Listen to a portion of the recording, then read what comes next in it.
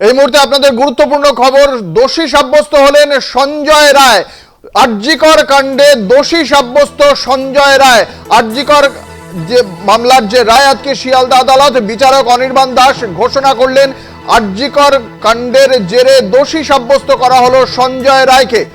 সঞ্জয় রায় প্রথমেই কলকাতা পুলিশ তাকে গ্রেপ্তার করেছিল, 10 তারিখেই তাকে গ্রেপ্তার করা হয়েছিল ঘটনার 24 ঘন্টার মধ্যে, এবং তারপরে কেন্দ্রীয় তদন্তকারী সংস্থা সিবিআই যে ঘটনার তদন্ত চালায় সেই তদন্ততেও তারাও একই কথা বলেছিল। সঞ্জয় রায় নির্যাতিতার পরিবারের পক্ষ থেকে বারংবার বলা হয়েছিল একা সঞ্জয় রায় এই ঘটনা ঘটাতে পারে না, এবং বিভিন্ন রাজনৈতিক মহল থেকে জুনিয়র ডক্টর ফ্রন্টের যে আন্দোলন সেখানেও একই তত্ত্ব উঠে এসেছিল। কিন্তু শেষ পর্যন্ত সঞ্জয় রায়কেই দোষী সাব্যস্ত ঘোষণা করেছে শিয়ালদা আদালত। এই মুহূর্তে সবচেয়ে গুরুত্বপূর্ণ খবর, সঞ্জয় রায়কে দোষী সাব্যস্ত করল শিয়ালদা আদালত। আপনাদের জানিয়ে রাখি 50 জন এই মামলায় সাক্ষ্য দান করেছিলেন, এবং বিচারপতির কাছে সিবিআই এর তদন্তকারী আধিকারিক, কলকাতা পুলিশ, নির্যাতিতার পরিবার এবং ওই তরুণী চিকিৎসকের সঙ্গে তার যারা সহপাঠীরা ছিলেন এদের সাক্ষ্য গ্রহণ হয়। 50 জনের সাক্ষ্য গ্রহণের পর এই মামলায় বায়োলজিক্যাল এবং ডিজিটাল দু প্রকার তথ্য প্রমাণ পেশ করা হয় তদন্তকারী সংস্থার পক্ষ থেকে, এবং সেই তথ্য প্রমাণের ভিত্তিতেই দোষী সাব্যস্ত করা হলো সঞ্জয় রায়কে। আপনাদের আরো একবার জানিয়ে রাখি, সঞ্জয় রায় সিভিক ভলান্টিয়ার, যার প্রথম যার ব্লুটুথ যে নেক ব্যান্ড রয়েছে সেই নেক ব্যান্ডের ভিত্তিতেই যাকে গ্রেপ্তার করেছিল কলকাতা পুলিশ, এবং সিসিটিভিতে যার ছবি দেখতে পাওয়া গিয়েছিল সেই তার ভিত্তিতেই তাকে ঘটনার 24 ঘন্টার মধ্যে কলকাতা পুলিশ গ্রেপ্তার করেছিল। সেই সঞ্জয় রায় ব্যতীত অন্য কোনো ব্যক্তি এই ঘটনায় জড়িত নয় বলেই জানিয়েছিল কেন্দ্রীয় তদন্তকারী সংস্থা সিবিআইও, এবং শেষ পর্যন্ত সিবিআই এর যে চার্জশিট সেখানেই সঞ্জয় রায় এই ঘটনায় একমাত্র দোষী বলে উল্লেখ করা হয়েছিল। আজ সিবিআই এবং কলকাতা পুলিশ যে তদন্তে যে সঞ্জয় রায়কে ধরেছিল সেই সঞ্জয় রায়ের সেই একজনই করেছে প্রধান এবং একমাত্র অভিযুক্ত সঞ্জয় রায়, সেই তত্ত্বেই শিলমোহর দিল শিয়ালদা আদালত।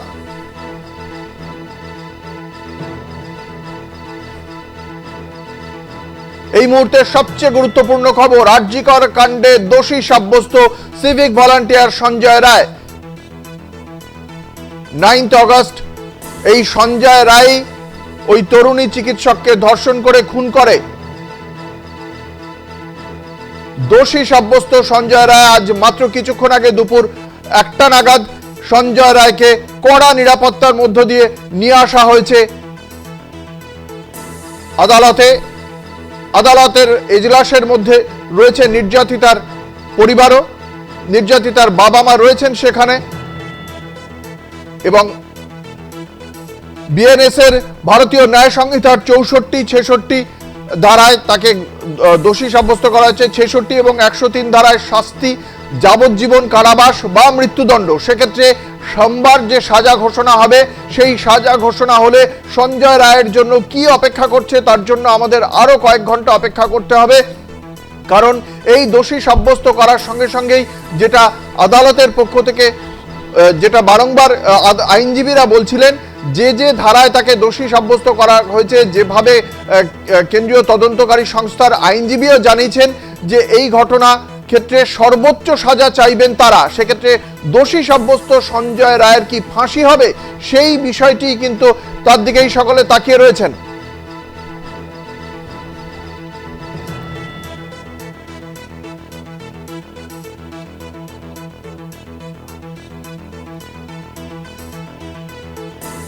আপনাদের জানিয়ে রাখি, ভারতীয় ন্যায় সংহিতার 64, 66 এবং 103-এর 1 ধারায় দোষী সাব্যস্ত সঞ্জয় রায়, 66 এবং 103 ধারায় শাস্তি যাবজ্জীবন কারাবাস বা মৃত্যুদণ্ড। ফলে সেক্ষেত্রে সোমবার যেহেতু সাজা ঘোষণা হবে সঞ্জয় রায়ের, সেক্ষেত্রে তার শাস্তি যাবজ্জীবন কারাবাস নাকি মৃত্যুদণ্ড হবে তা নিয়ে এই মুহূর্তেই জল্পনা চলছে। যদিও কেন্দ্রীয় তদন্তকারী সংস্থার পক্ষ থেকে সর্বোচ্চ শাস্তির আবেদন করা হয়েছে আদালতের কাছে।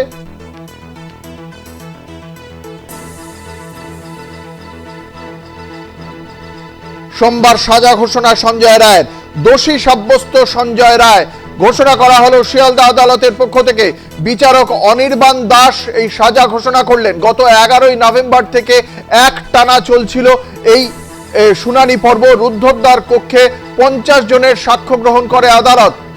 50 জনের সাক্ষ্য গ্রহণ করে আদালত এবং সেই সাক্ষ্য গ্রহণের পর আজকে রায়দান।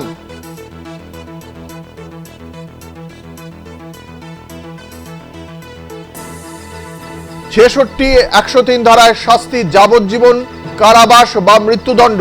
ফলে সেক্ষেত্রে যাবজ্জীবন কারাবাস নাকি মৃত্যুদণ্ড কি শেষ পর্যন্ত সিদ্ধান্ত হয় আদালতে, তার জন্য আমাদের অপেক্ষা করতে হবে সোমবার পর্যন্ত। তবে এই মুহূর্তে যে গুরুত্বপূর্ণ খবর, সবচেয়ে গুরুত্বপূর্ণ খবর, যে রায়দান পর্বের দিকে তাকিয়েছিল গোটা দেশ, গোটা রাজ্য, সেক্ষেত্রে এই মুহূর্তে আপনাদের জানিয়ে রাখি, আরজিকর হাসপাতালে তরুণী চিকিৎসককে ধর্ষণ করে খুন করার ঘটনায় প্রধান অভিযুক্ত এবং একমাত্র অভিযুক্ত সঞ্জয় রায়কে দোষী সাব্যস্ত করল আদালত। যদিও সঞ্জয় রায় তিনি দাবি করেছেন যে তিনি এই কাজ করেননি, বলে ফের দাবি করেছেন সঞ্জয় রায়। সঞ্জয়কে বিচারক প্রশ্ন করেছিলেন, আপনি কি কিছু বলতে চান? সেক্ষেত্রে সঞ্জয় রায় জানিয়েছেন তাকে ফাঁসানো হয়েছে। সঞ্জয় রায়ের দাবি তাকে ফাঁসানো হয়েছে। বিচারক বলেছেন এই বিষয়ে তার যা বক্তব্য সোমবার তিনি জানাবেন। সঞ্জয় রায় ফের দাবি করেছেন আদালতে বিচারকের কাছে যে তাকে ফাঁসানো হয়েছে, তিনি কিছু করেননি।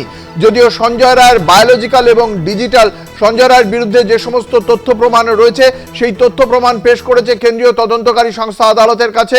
বায়োলজিক্যাল এবং ডিজিটাল সমস্ত তথ্য প্রমাণই সঞ্জয় রায়ের বিরুদ্ধে গিয়েছে। ভারতীয় ন্যায় সংহিতার 64, 66, 103-এর 1 ধারায় দোষী সাব্যস্ত সঞ্জয় রায়। 66 এবং 103 ধারায় শাস্তি যাবজ্জীবন কারাবাস বা মৃত্যুদণ্ড। ফলে সেক্ষেত্রে সোমবার সাজা ঘোষণা হলে সঞ্জয় রায়ের জন্য কি অপেক্ষা করছে তা জানতে মাত্র কয়েক ঘন্টার বিষয়। সেক্ষেত্রে যাবজ্জীবন কারাবাস না মৃত্যুদণ্ড অপেক্ষা করছে সঞ্জয় রায়ের জন্য সোমবারই জানতে পারা যাবে। আজকে রায় দোষী সাব্যস্ত ঘোষণা করার পর বিচারক তিনি জানতে চান সঞ্জয় রায়ের কাছে যে বিষয়ে সঞ্জয় রায়ের কোনো বক্তব্য রয়েছে কিনা। সঞ্জয় রায় খুব স্পষ্ট ভাষায় জানিয়েছেন যে তিনি এই কাজ করেননি। আমাদের সঙ্গে রয়েছেন আমাদের প্রতিনিধি রিয়া মাঝি। রিয়া, কি জানতে পারা যাচ্ছে? দেখো, ইতিমধ্যেই সঞ্জয় রায় তার যে আজকে জাজমেন্ট ছিল সেখানে কিন্তু যে জাজমেন্ট দেওয়া হয়েছে জাজ অনির্বাণ দাসের তরফ থেকে যে তাকে দোষী সাব্যস্ত করা হয়েছে। ইতিমধ্যেই তোমাকে জানিয়ে রাখবো যে দোষী সাব্যস্ত করা হয়েছে সঞ্জয় রায়কে, এবং পাশাপাশি তার যে একাধিক ধারায় তার বিরুদ্ধে অভিযোগ যে ছিল সেখানে যে 103 ক্লজ 1 অর্থাৎ মার্ডার, সেই মার্ডারের সেকশনে যেটা বলা হয়েছে জাজের তরফ থেকে, তিনি জানান যে এই সেকশন অনুযায়ী তার যে শাস্তি হবে সর্বোচ্চ সেটা ডেথ পেনাল্টি হতে পারে, এবং তার থেকে নিচে হলে তার যাবজ্জীবন কারাদণ্ড হতে পারে। এবং সেই বিষয়টা জানাবেন, সেটা হচ্ছে আগামী সোমবার জানাবেন বলে বিচারক এমনটাই জানিয়েছেন। এবং তার জাজমেন্ট শেষ করার পর যখন জিজ্ঞাসা করে, অর্থাৎ সঞ্জয় রায় তার কোন রকম বক্তব্য রয়েছে কিনা সেই বিষয়টা জানতে চাওয়া হয় সঞ্জয় রায়। তুমি আমাদের সঙ্গে থাকো। এই মুহূর্তে আমাদের সঙ্গে টেলিফোন লাইনে রয়েছেন বিশিষ্ট আইনজীবী সিপিএম নেতা বিকাশ রঞ্জন ভট্টাচার্য। আপনার কাছে জানতে চাইব, দোষী সাব্যস্ত করা হয়েছে সঞ্জয় রায়কে, 162 দিনের মাথায় রায় ঘোষণা, কিভাবে দেখছেন এই রায়কে?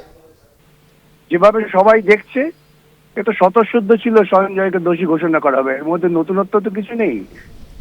আসল কথা হচ্ছে যে সঞ্জয়ের সঙ্গে তারা সহযোগী কারা ছিল তাদের খুঁজে বার করা, সেটাই হচ্ছে মূল কাজ। সঞ্জয় দোষী সাব্যস্ত হবে এটা স্কুলের বাচ্চাও জানতো, এ নিয়ে নতুন কিছু ভাবার নেই।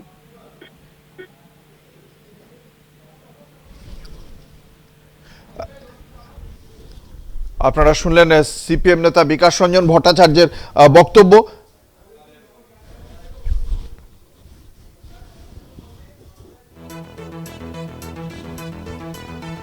আমরা আবারও ফিরে যাব, আমাদের সঙ্গে রয়েছেন আমাদের প্রতিনিধি রিয়া মাঝি। রিয়া, আজ আদালত পর্বে বিচারক অনির্বাণ দাস ঠিক কি প্রশ্ন করেন সঞ্জয় রায়কে?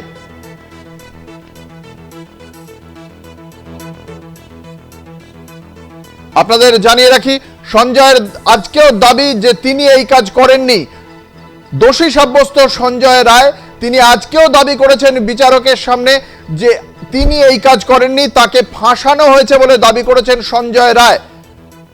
সঞ্জয় রায় আরজিকর কাণ্ডে দোষী সাব্যস্ত সঞ্জয় রায় মাত্র কিছুক্ষণ আগেই তার রায় জানিয়েছেন বিচারক অনির্বাণ দাস। তার এজলাসে আজকে শুনানি ছিল। গত 11ই নভেম্বর থেকে একটানা রুদ্ধদ্বার কক্ষে 50 জনের সাক্ষ্য গ্রহণ এবং কেন্দ্রীয় তদন্তকারী সংস্থা সেন্ট্রাল ব্যুরো অফ ইনভেস্টিগেশন বা সিবিআই এর পক্ষ থেকে যে তথ্য প্রমাণ পেশ করা হয়েছিল তার ভিত্তিতেই দোষী সাব্যস্ত করা হলো এই সঞ্জয় রায়কে।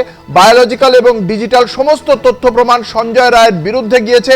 তিনি যে এই খুন করেছেন, তিনি একমাত্র তিনি এই যে ঘটনা ঘটিয়েছেন সেই বিষয়টি উঠে এসেছে সিবিআই এর দেওয়া তথ্য প্রমাণ এবং সেই তথ্য প্রমাণের ভিত্তিতেই তাকে দোষী সাব্যস্ত করলো আদালত। যে যে ধারাগুলিতে 64, 66 এবং 103-1 ধারায় দোষী সাব্যস্ত করা হয়েছে সঞ্জয় রায়কে, 66 এবং 103-1 এই দুটি ধারায় যে শাস্তি, সেই শাস্তি হলো যাবজ্জীবন কারাবাস বা মৃত্যুদণ্ড। সেক্ষেত্রে আগামী সোমবার রয়েছে সাজা ঘোষণা। সোমবার সাজা ঘোষণায় সেক্ষেত্রে সঞ্জয় রায়ের জন্য কি অপেক্ষা করছে, যাবজ্জীবন কারাবাস নাকি মৃত্যুদণ্ড, সেটা সোমবার দিন জানতে পারা যাবে। তবে এই রায় ক্ষেত্রে দোষী সাব্যস্ত সঞ্জয় রায়, নির্যাতিতার পরিবার, জুনিয়র ডক্টরস ফ্রন্ট বা রাজনৈতিক মহলের একাংশের পক্ষ থেকে বারংবার বলা হচ্ছিল যে এই একজনই খুন করেছে, এই তত্ত্বটা বারংবার খারিজ করেছিল বাকিরা। সেক্ষেত্রে সিবিআই এর তদন্তে একাধিক ব্যক্তির প্রমাণ পাওয়া যায়নি। সিবিআই এর পক্ষ থেকেও কিন্তু কলকাতা পুলিশের যে তদন্ত ছিল সেই তদন্তেই শিলমোহর দেওয়া হয় এবং সেখানে সঞ্জয় রায় যে একমাত্র এই ঘটনা ঘটিয়েছিলেন সেই বিষয়টিতেই, সেই তত্ত্বেই শিলমোহর দেয় কেন্দ্রীয় তদন্তকারী সংস্থা এবং তার ভিত্তিতেই আজকে দোষী সাব্যস্ত ঘোষণা করা হলো সঞ্জয় রায়কে।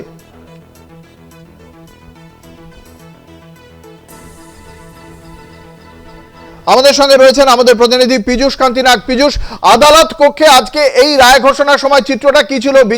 বিচারকের কি বক্তব্য ছিল আজকে? আজকে পরিষ্কারভাবে বিচারক কোন কোন ধারায় দোষী সাব্যস্ত করা হলো সেই বিষয়টি মূল অভিযুক্ত সঞ্জয় রায়কে তিনি শোনালেন এবং কেন তার বিরুদ্ধে অভিযোগ দোষী সাব্যস্ত হলো সেই বিষয়টি তিনি পরিষ্কারভাবে তাকে জানিয়ে দিলেন। আগামী সোমবার সঞ্জয় রায় বা তার আইনজীবী আদালতের কাছে এর প্রেক্ষিতে তাদের আত্মপক্ষ সমর্থনে যে সওয়াল করবেন এবং তারপরেই সাজা ঘোষণা করা হবে।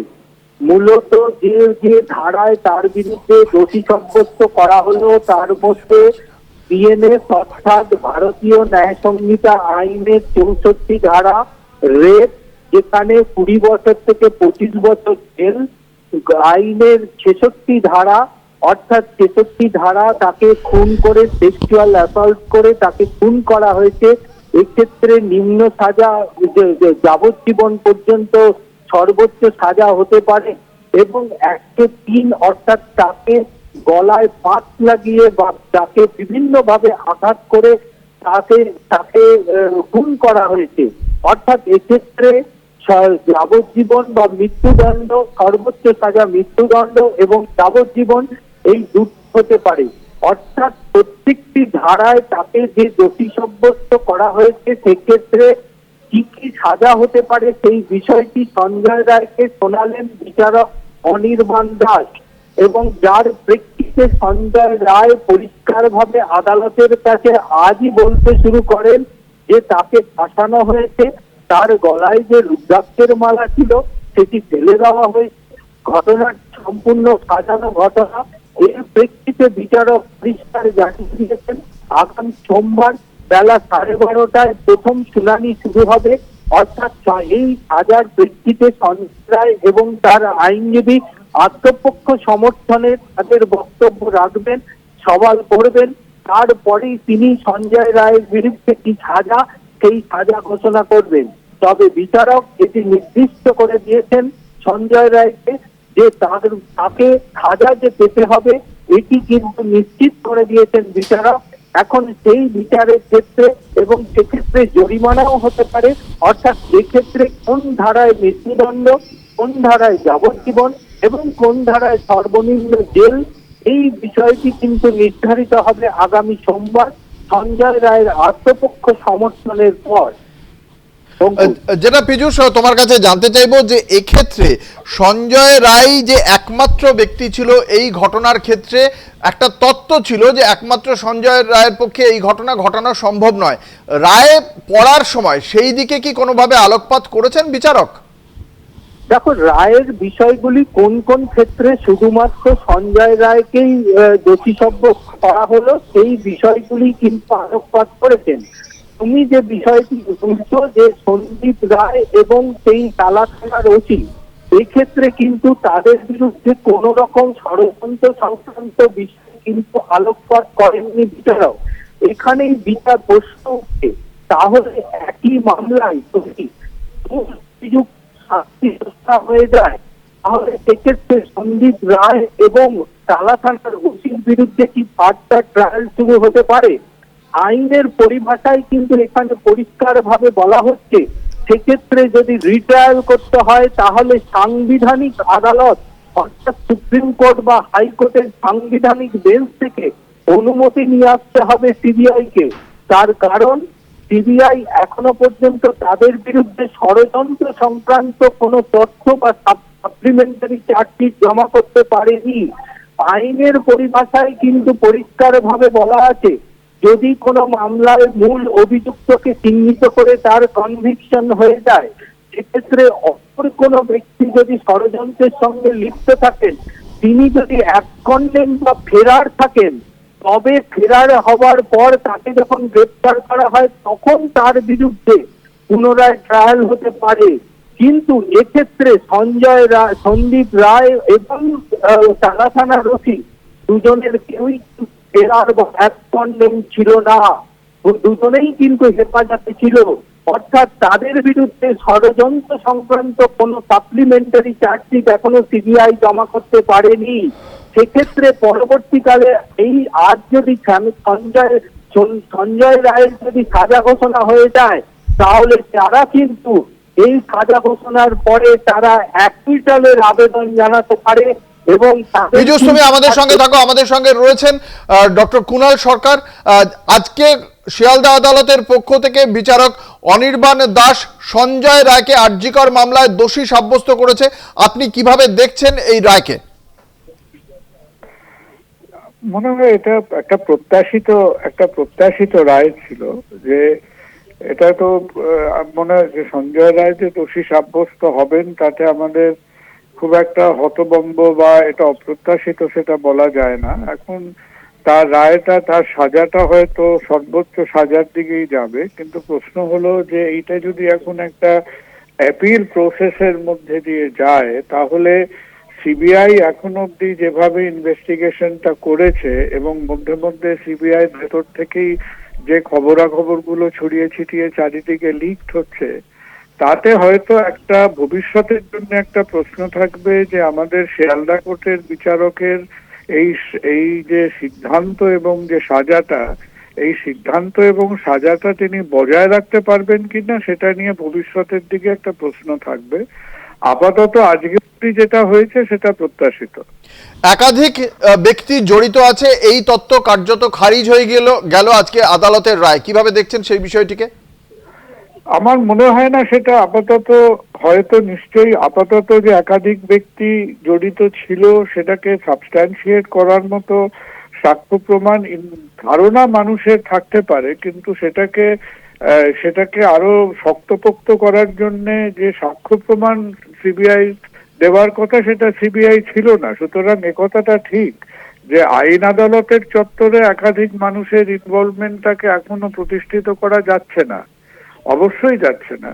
সুতরাং এটা হলো, কিন্তু এই যে একজনের ওপরও যে সাজাটা দেওয়া হয়েছে, এই যে সিবিআই নানান রকম পদ্ধতিগত যে নড়বড়ে ব্যাপারগুলো আছে সিবিআই এর আছে, বা ইন জেনারেল সাক্ষ্য প্রমাণ সংগ্রহের মধ্যে যে অনেকগুলো প্রশ্ন আছে, এগুলো যখন পরপর এবার হায়ার কোর্টে যেতে শুরু করবে, সেখানকার আতস কাছের নিচে যে সিদ্ধান্তগুলো হবে তাতে এই সাজা এবং এই রায়কে টিকিয়ে রাখা যাবে কিনা সেটা নিয়ে একটা প্রশ্ন থাকবে। অসংখ্য ধন্যবাদ। আমাদের সঙ্গে ছিলেন বিশিষ্ট চিকিৎসক ডক্টর কুণাল সরকার। আমাদের সঙ্গে রয়েছেন আমাদের প্রতিনিধি পীযূষ কান্তি নাগ। পীযূষ, ধন্যবাদ পীযূষ। আমরা এই মুহূর্তে সরাসরি চলে যাব নিউজ রুমে, সেখানে রয়েছেন ডেপুটি এডিটর মৌপিয়া নন্দী। সরাসরি চলে যাব মৌপিয়ার কাছে। মৌপিয়া, আজকের রায়টাকে একেবারে যেভাবে বিচারক যে কথাটা বলেছেন, আমি প্রাথমিকভাবে এই রায়ের ব্যাখ্যাটা চাইবো তোমার কাছ থেকে। অঙ্কুর, এই ঘটনা ঘটার পর অর্থাৎ 9ই অগস্ট যখন এই নারকীয় ঘটনার কথা প্রকাশ্যে আসে, তারপর 5 মাসেরও বেশি সময় অতিক্রান্ত এবং আমরা দেখেছি যে শুরু থেকেই নানান থিওরি সেগুলো ভেসে বেড়াচ্ছিল এবং প্রথম থেকেই একটা প্রশ্ন উঠছিল, বিশেষ করে আন্দোলনকারী জুনিয়র ডক্টরদের তরফ থেকে বারবারই যেটা দাবি করা হচ্ছে বা নির্যাতিতার পরিবারের তরফ থেকে দাবি করা হচ্ছে যে সঞ্জয় রায় একাই দোষী নাকি আরও কেউ এর সঙ্গে জড়িত আছেন। এই জায়গায় দাঁড়িয়ে আমরা দেখেছি যে সন্দীপ ঘোষ, যাকে দুর্নীতি কাণ্ডে গ্রেফতার করেছিল সিবিআই প্রাথমিকভাবে, পরবর্তীকালে তাকে এই খুন এবং ধর্ষণ কাণ্ডেও শোন অ্যারেস্ট দেখানো হয় এবং টালা থানার ওসি অভিজিৎ মণ্ডল তাকেও গ্রেফতার করে সিবিআই এবং প্রাথমিকভাবে তাদের বিরুদ্ধে যে অভিযোগ ছিল যে তারা তথ্য প্রমাণ লোপাট করে থাকতে পারে এবং বৃহত্তর ষড়যন্ত্রের যে অ্যাঙ্গেল সেটাও উঠে আসছিল। কিন্তু আমরা দেখেছি যে 7ই অক্টোবর সঞ্জয় রায়ের বিরুদ্ধে চার্জ গঠন করে সিবিআই এবং তারপর ট্রায়াল শুরু হয় শিয়ালদা কোর্টে। কিন্তু এরপর একটা দীর্ঘ সময় এই সন্দীপ ঘোষ এবং অভিজিৎ মণ্ডল তারা কাস্টাডিতে থাকলেও তাদের বিরুদ্ধে চার্জ ফ্রেম করতে পারেনি সিবিআই এবং আমরা দেখেছি যে এখনো পর্যন্ত এই তথ্য প্রমাণ লোপাটের যে অভিযোগ যতটা আমরা থিওরি হিসেবে ভেসে থাকতে দেখেছি, টেকনিক্যালি কিন্তু সেটা কোর্টের কাছে সেটা এখনো পর্যন্ত সেই সম্পর্কে কোনো তথ্য প্রমাণ দিতে পারেনি সিবিআই। এবং এখানে আমি একটু মনে করাবো অঙ্কুর, যে যখন লোয়ার কোর্টে অর্থাৎ শিয়ালদা কোর্টে যখন ট্রায়াল শুরু হচ্ছে সেই সময় বিশিষ্ট আইনজীবীরা তারা এই প্রশ্ন তুলেছিলেন যে সঞ্জয় রায়ের বিরুদ্ধে চার্জ ফ্রেম করা হয়েছে, তার পাশাপাশি সাপ্লিমেন্টারি চার্জশিট দেওয়ার যে দরজা সেটা খুলে রেখেছে সিবিআই এই সন্দীপ ঘোষ এবং অভিজিৎ মণ্ডল বা আরো যদি কেউ এর সঙ্গে যুক্ত থাকে তাদের বিরুদ্ধে। এখানে দাঁড়িয়ে অনেক আইনজীবী প্রশ্ন তুলছিলেন যে যদি তথ্য প্রমাণ লোপাটের অভিযোগে তথ্য প্রমাণ দিতে পারে সিবিআই, সেক্ষেত্রে সঞ্জয় রায়ের তরফ থেকে তার সওয়ালের একটা পয়েন্ট তৈরি হবে যে যদি তথ্য প্রমাণ লোপাটি হয়ে গিয়ে থাকে তাহলে কি তথ্য প্রমাণের উপর ভিত্তি করে সঞ্জয় রায়কে অভিযুক্ত বলা হচ্ছে। কারণ সিবিআই কিন্তু এই কথাটা স্পষ্ট বারবার শিয়ালদা কোর্টে বলে আসছিল যে সঞ্জয় রায় এই অপরাধ করেছে, এই কাজ করেছে, এই খুন এবং ধর্ষণ সেটা সঞ্জয় রায় করেছে। এবং এই যাবত আমি যদি দেখি যে সমস্ত সার্কামস্টেন্সিয়াল এভিডেন্স বা বায়োলজিক্যাল এভিডেন্স বা ইলেকট্রনিক এভিডেন্সের উপর ভিত্তি করে চার্জ ফ্রেম হয়েছিল, আমি যদি পরপর দেখি, প্রথমত হচ্ছে বেশ কিছু পোশাক আশাক, আমি যেহেতু এটা অত্যন্ত সেন্সিটিভ একটা ইস্যু তাই বিস্তারিত যেতে চাইছি না, সেটা থেকে বিরত থাকছি। যে সমস্ত পোশাক আশাকের প্রমাণ সেগুলোকে প্লেস করা হয়েছিল, এর পাশাপাশি যদি আমরা দেখি যে ভ্যাজাইনাল সোয়াব থেকে শুরু করে বিভিন্ন ক্ষেত্রে যে ডিএনএ স্যাম্পলিং হয়, সেই ডিএনএ স্যাম্পলিং কিন্তু মিলে যায়, অর্থাৎ নির্যাতিতার শরীরের বিভিন্ন অংশ থেকে যে সমস্ত নমুনা কালেক্ট করা হয়েছিল সেই স্যাম্পলের সঙ্গে হুবহু মিলে যায় এই সঞ্জয় রায়ের নমুনা। এর পাশাপাশি আমরা দেখতে পাই যে ইলেকট্রনিক এভিডেন্স হিসেবে যদি আমরা দেখি যে সিসিটিভি ফুটেজে সঞ্জয় রায় কোন সময় প্রবেশ করছে প্লেস অফ অকারেন্সের দিকে, কোন সময় সেখান থেকে বেরিয়ে আসছে, এটাও একদম নিখুঁতভাবে উঠে এসেছিল। এবং এখানে এই প্রশ্ন যে যদি আরো একাধিক ব্যক্তি তার সঙ্গে যুক্ত থাকে তাহলে তাদের ছবি ধরা পড়লো না কিভাবে, এরকম অনেকগুলো দিকে উঠে আসছিল। শুধু তাই নয়, আমরা দেখেছিলাম যে ব্লুটুথ হেডফোনের ব্লুটুথ হেডফোন যেটা উদ্ধার হয়েছিল প্লেস অফ অকারেন্স থেকে, সেটা কিন্তু যখন সিঙ্ক্রোনাইজ করা হয় সেটা অটোমেটিক্যালি সেটা সিঙ্ক করে দেয়, ব্লুটুথ অন করা মাত্র সেটা সিঙ্ক করে গিয়েছিল এই সঞ্জয় রায়ের মোবাইলের সঙ্গে। এই যে সমস্ত, এছাড়া যে ছোট চুল যেটা পাওয়া গিয়েছিল ঘটনাস্থল থেকে, সেখানেও কিন্তু সঞ্জয় রায়ের যে নমুনা সেই নমুনা ম্যাচ করে যায়। এবং এখানে সবচেয়ে যেটা ইন্টারেস্টিং দেখতে হবে যে আমরা যদি চার্জশিটের উপর দাঁড়িয়ে আজকে এই কনভিকশন হলো, সেটা যদি আমরা নজর রাখি তাহলে কিন্তু দেখব যে এই ঘটনায় প্রথম থেকে যে কলকাতা পুলিশকে বারবার কাঠগড়ায় তোলা হয়েছে, সেই কলকাতা পুলিশের কালেক্ট করা যে সমস্ত নমুনা, সেই সমস্ত নমুনার ওপর ভিত্তি করেই কিন্তু চার্জ ফ্রেম করে সিবিআই। এবং এক্ষেত্রে দাঁড়িয়ে আমরা যদি দেখি যে প্রথম 4 দিনের পর থেকে সিবিআই এর হাতে তদন্তভার চলে গিয়েছিল আদালতের নির্দেশে, কিন্তু এই প্রথম 4 দিনে যাকে গ্রেফতার করেছিল কলকাতা পুলিশ, এই প্রথম 4 দিনও নয়, প্রথম 12 ঘন্টার মধ্যে যে সঞ্জয় রায়কে গ্রেফতার করেছিল কলকাতা পুলিশ, দেখা যাচ্ছে সিবিআই তদন্তের পরও আজকে যখন বিচার হলো সেই সময় সেই সঞ্জয় রায় দোষী সাব্যস্ত হলো এবং তার বিরুদ্ধে যে সমস্ত অকাট্য তথ্য প্রমাণ পেশ করা হয়েছে সিবিআই এর তরফ থেকে, সেগুলো কলকাতা পুলিশ একদম মেনশন করা আছে, সিজ ফ্রম এসওসি অর্থাৎ scene of crime by local police on 9th of August 2024। এরকম একাধিক যে তথ্য প্রমাণ সেগুলো কালেক্ট করা হয়েছে কলকাতা পুলিশের তরফ থেকে। কাজে এখানে দাঁড়িয়ে কলকাতা পুলিশকে যেভাবে আমরা দেখতে পাচ্ছিলাম যে কাঠগড়ায় তোলা হচ্ছিল, শুরুর থেকেই তথ্য প্রমাণ লোপাটের অভিযোগ খুব জোরালোভাবে উঠে আসছিল, কিন্তু এই বিচারের যদি আমরা ধারা দেখি তাহলে কিন্তু দেখতে পাবো যে কলকাতা পুলিশের কালেক্ট করা ওই সমস্ত তথ্য প্রমাণের ওপর দাঁড়িয়েই সঞ্জয় রায় দোষী সাব্যস্ত হলো এবং এর অতিরিক্ত কাউকে এই ঘটনায় অন্তত গ্রেফতার করে তার বিরুদ্ধে চার্জ ফ্রেম করতে পারেনি সিবিআই। অর্থাৎ কলকাতা পুলিশের তদন্ত যে পথে গিয়েছিল প্রথম 4 দিন, সেই আধারের উপর দাঁড়িয়েই আজকে আরজিকর কাণ্ডের রায় বেরোলো, যেখানে দোষী সাব্যস্ত হলো এই সঞ্জয় রায়। অঙ্কুর।